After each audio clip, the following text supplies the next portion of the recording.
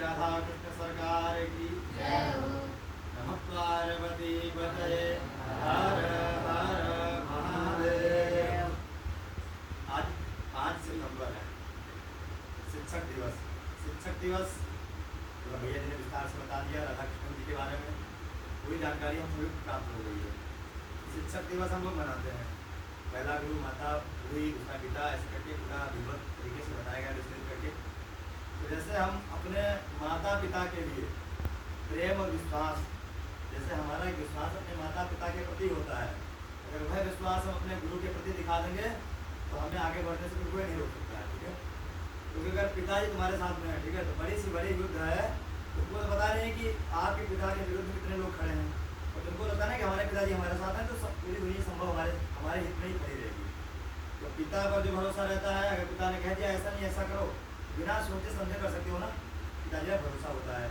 अगर हम वही भरोसा अपने गुरु के प्रति जताएंगे, जो हमें ज्ञान दे रहे हैं, शिक्षक जो हैं हमारे, तो हम बहुत आगे बढ़ सकते हैं।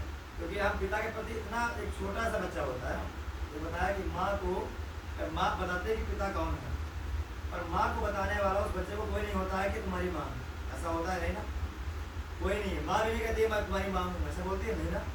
तो उस कहने का मतलब यह है कि माता पिता के साथ अपने गुरु का सम्मान करना चाहिए। 5 वर्ष, 5 से 7 वर्ष तक हम घर में अध्ययन करते हैं, हिंदी मीडियम पढ़ते हैं, इंग्लिश मीडियम पढ़ते हैं। उसके बाद 7 साल, यहाँ 12 साल 11 साल से बच्चों को एडमिशन लेते हैं। ऐसे गुरुकुल हैं जहाँ 7 साल का बच्चा हो एडमिशन हो जाता है। तो 7 साल से पूरा 25 वर्ष तक, मतलब जन्म से 25 वर्ष तक हमारा कौन सा आश्रम रहता है? हमारे सनातन धर्म के 4 आश्रम होते हैं, 4 प्रकार के। हमारे जीवन जीने की शैली जो दर्शाते हैं वो 4 आश्रम है। तो प्रथम आश्रम है ब्रह्मचर्य आश्रम, जो कि जन्म से लेकर के 25 वर्ष तक हमें कैसे रहना चाहिए?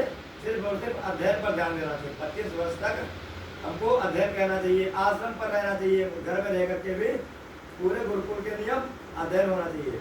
गुरु का सम्मान कैसे किया जाता है? संसारिक जीवन में जीना है तो पहले आपको 25 वर्ष गुरु की शरण में दे करके 25 वर्ष ब्रह्मचर्य का पालन करते हुए आगे बढ़ना है। ठीक है, 25 साल से 50 साल तक ऐसे लोग गृहस्थ आश्रम, गृहस्थ आश्रम उसको बोलते हैं कि 25वें साल के बाद अपना विवाह कर लिया, बाल बच्चे हुए, 25 से 50 साल तक हमें गृहस्थ आश्रम का पालन करना चाहिए। जो घर के नियम है, अपने बच्चों को पढ़ाना, जैसे हमें हमारे माता पिता पढ़ाए हैं, ऐसे हमें अपने बच्चों को पढ़ाना है। ठीक है, अपने बच्चों को पढ़ाना, अपने सांसारिक अपने गृहस्थ जीवन को सुचारू रूप से प्रचलित कर देना, मतलब ढंग से लगा देना है कि आपको ऐसे ऐसे करना है। जब हम पूरा विधिवत कर लेंगे तो उसके बाद 50 से 75 वर्ष वानप्रस्थ आश्रम, 25 वर्ष तक ब्रह्मचर्य आश्रम। ब्रह्मचर्य का मतलब सबको पता है, विधिवत बताने की जरूरत नहीं है। 25 से 50 गृहस्थ आश्रम का पालन करना, जैसे आप पिताजी पालन कर रहे हैं। आपकी पढ़ाई का क्या खर्चा है, आपको क्या खाना है, आप क्या पहन रहे हैं, सारी व्यवस्था पिताजी करते हैं ना। ऐसे ही 25 से 50 वर्ष तक पूरा आपको गृहस्थ आश्रम का पालन करना है। और 50 से 75 अपने घर को त्यागना चाहिए, धीरे धीरे करके घर से अलग होना चाहिए, वानप्रस्थ होना चाहिए। वन मतलब वन समझ रहे हो, मतलब घर से बाहर की ओर निकलना, वन निकलना, पूजन करना, संध्या वंदन करना, पूरा भगवान के कीर्तन भजनों में लीन हो जाना। ठीक है, 50 से 75 वर्ष पहला आश्रम हमारा है ब्रह्मचर्य, दूसरा है गृहस्थ, तीसरा है वानप्रस्थ। 75 वर्ष से 100 वर्ष की आयु लिखा है कि 100 वर्ष तक एक व्यक्ति जीता है। ठीक है, 75 से 100 वर्ष तक हमारा संन्यास आश्रम रहता है। ठीक है, संन्यास आश्रम का मतलब जैसे दादाजी लोग हैं, 25 वर्ष तक हमने अध्ययन घर का पूरा ब्रह्मचर्य पालन